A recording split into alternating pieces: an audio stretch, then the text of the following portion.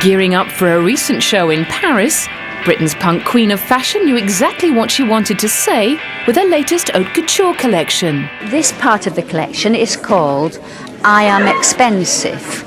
And it's a very good title for a fashion designer, I Am Expensive.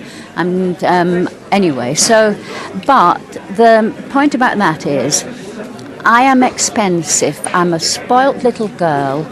I come in a package all wrapped up like Barbie. Singer Janet Jackson viewed the designer's latest offerings from a front row seat at the show, along with numerous buyers for Harrods, Galeries Lafayette and Japanese stores. Beginning modestly, the show presented knee-length and ankle-length gowns in neutral colours with see-through and sequined lace.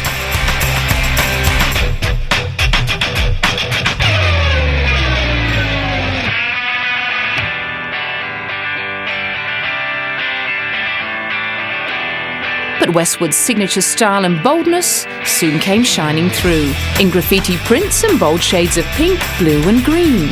Although Westwood's elegantly draped garb has become more wearable over the years, there was still the occasional spill on the catwalk. The flame-haired style icon is one of the most recognised designers in the world, and for more than 35 years, Vivienne Westwood's witty takes on royal excess have amused and shocked. The daughter of a sausage factory worker and a greengrocer's assistant, Westwood's career began in 1965, shortly after she met Malcolm McLaren, the future manager of the Sex Pistols. He introduced her to the underground scene of the late 1960s and lectured her on the political power of art. And she soon became a subversive seamstress of pop in the emerging punk scene. Her first designs hung in Let It Rock on London's King's Road in 1971. 5 years later, the boutique, now named Sex, sold ripped t-shirts, chains and assorted bondage gear. And Westwood was dressing Johnny Rotten and the Sex Pistols. In the early 1980s, Westwood caught the mood of the New Romantics, an art scene that eschewed gender-distinctive dress and delighted in courtier costume and whirls of eyeliner. She first showed in Paris in 1983 and never looked back. In the 1990s, her interest shifted into haute couture, and she has made extensive use of British wools, tartans, tweeds and linens. She's twice been named British Designer of the Year and was awarded an Order of the British Empire.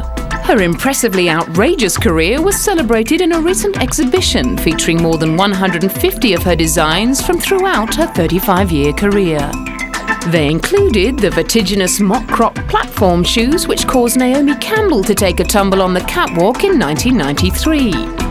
Other famous pieces included her Harris tweed and tartan outfits. Another highlight was the famous Anarchy in the UK t-shirt that graced the cover of the Sex Pistols' iconic album, along with plenty of other examples of her work from the punk period. Although renowned for her anti-establishment stance, Westwood was only too happy to lend many pieces from her personal archive to the Victoria and Albert Museum. I just don't believe in demolishing anything until there's something to replace it that you think is better. I think there's nothing did more harm than the French Revolution. It absolutely sabotaged, and the portcullis came down on culture. We've never managed to get it back. And so, yes, museums are places which I entirely approve of, but having said that, the best and greatest thing about fashion is that it should be worn. It's good to have an overview and have the chance to stop and look at it all and compare one thing with another in a museum.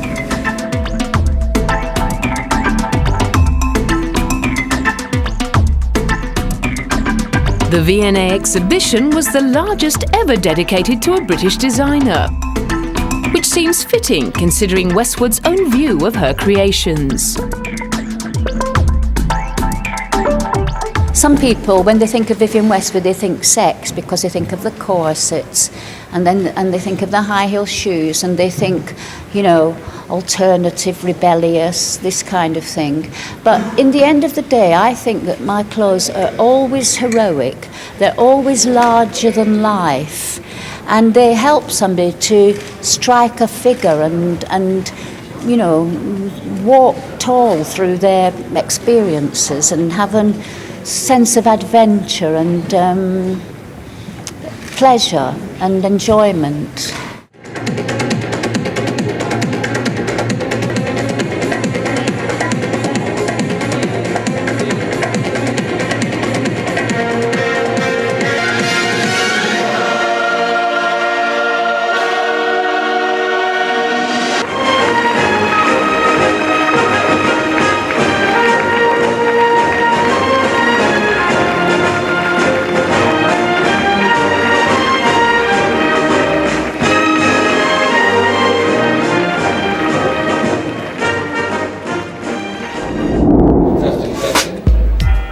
Marrying a prince may be one way to get your hands on the royal jewels, or you could just buy some, providing of course you have a few £1,000,000 to spare. Jewellery once owned by Princess Margaret, the late sister of Britain's Queen Elizabeth, recently fetched nearly £10 million at auction. The figure was far higher than had been expected. The items included the tiara which Margaret wore at her ill-fated wedding to Lord Snowdon. It sold for £820,000 to a buyer from China.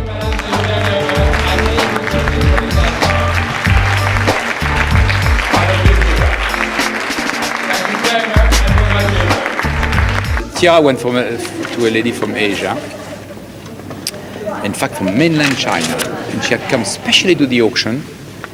She thought she first wanted to be on the telephone, and then she decided to take a plane yesterday. She arrived this morning and attended the auction because she didn't want to risk the possibility of missing the tiara and a few other items which she purchased in the auction. She also purchased the pearl necklace for £500,000.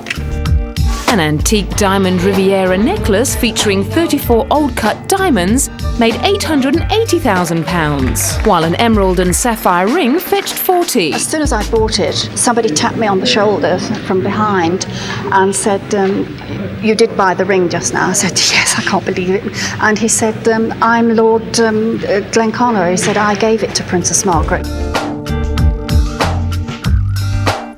Princess Margaret's authorised biographer Christopher Warwick believes the princess was a real style icon in her day. Everything that Princess Margaret ever meant to this country, to the Commonwealth, to the world, she was a star. And that's not an exaggeration. In the 1950s, the press wanted only photographs of two women, Princess Margaret and Elizabeth Taylor, because of the glamour. And Princess Margaret not only represents royalty, she represents glamour. She was extremely beautiful. She was very vivacious, and all of this is reflected in the sale that we've seen today. Princess Margaret died in 2002, aged 71. Her son and daughter put the jewellery, furniture and paintings on sale to cover an inheritance tax bill of £4 million. Coming up next, a sip of the exotic. The overhead trellis system keeps the workers shaded and also reduces the risk of diseases and sunburn on the grapes. Hatton Wines buys its black grapes from local growers, but grows on its own 14.5 hectare